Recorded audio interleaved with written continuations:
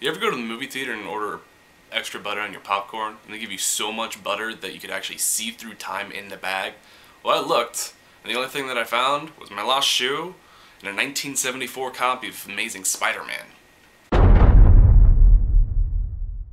A-Bomb here, welcome to A-Bomb Films. To start, Ryan Reynolds has been casted to play in R.I.P.D., a movie about a group of cops, well, dead cops, that keep an eye on the underworld and make sure everything is going on in place. Ryan Reynolds' character traded 100 years of service on the R.I.P.D. in order to avenge his murder.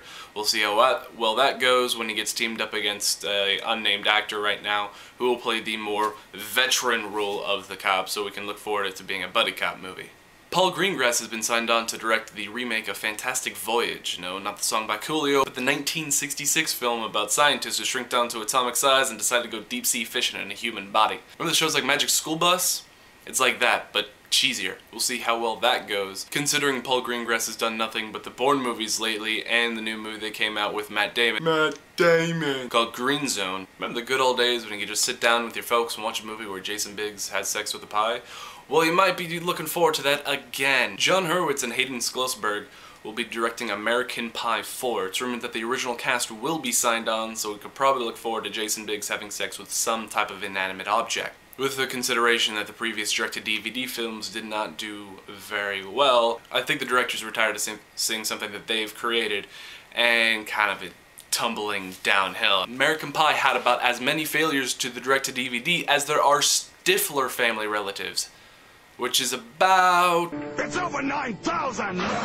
Both directors decided to step away from directing the sequel to Harold and Kumar that they wrote the script for, called Harold and Kumar Christmas. I'm not even going to bother watching the third one. The only reason that I watched the first two was the fact that NPH was in it. That NPH died in the second one, there's really no reason to watch them now. You're probably thinking to yourself who's going to be directing the new Harold and Kumar, which I can guarantee you're probably not, but I'm going to tell it to you anyways, because that's why I'm here.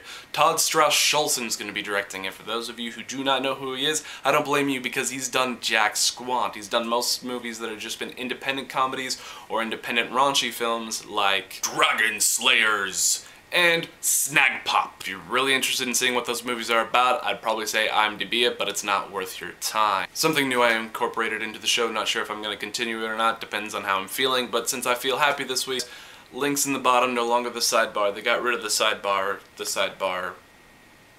Anyways, there's no more sidebars. Links are on the bottom in the description below of 3 upcoming movies that I think actually are worth a damn. Sorcerer's Apprentice with Nick Cage, Sylvester Stallone's new movie coming up, The Expendables, which is actually supposed to have Arnold Schwarzenegger's first on-screen appearance since 2004. We also have a trailer for George A. Romero's Survival of the Dead. If you didn't have enough fun with Night of the Living Dead, or Dawn of the Dead, or Day of the Dead, or Island of the Dead, or Land of the Dead, maybe we'll actually give this one a shot. The only real movie that's coming out this week that is actually worth seeing, I'd say, would be Clash of the Titans with Sam Worthington in 3D. Yes, 3D. Let's go watch another action movie in 3D. Other than that, we have Miley Cyrus's The Last Song, and Tyler Perry's Why Did I Get Married 2, or 2. Also, not 2 as it's a sequel, but 2 as it's in also, if that works for you. Since this episode is more about sequels and reboots, question of the week is, what would be the movie that you would love to see a sequel to, or at least reboot it in order to do it the right way? Leave comments down below. Check you guys later.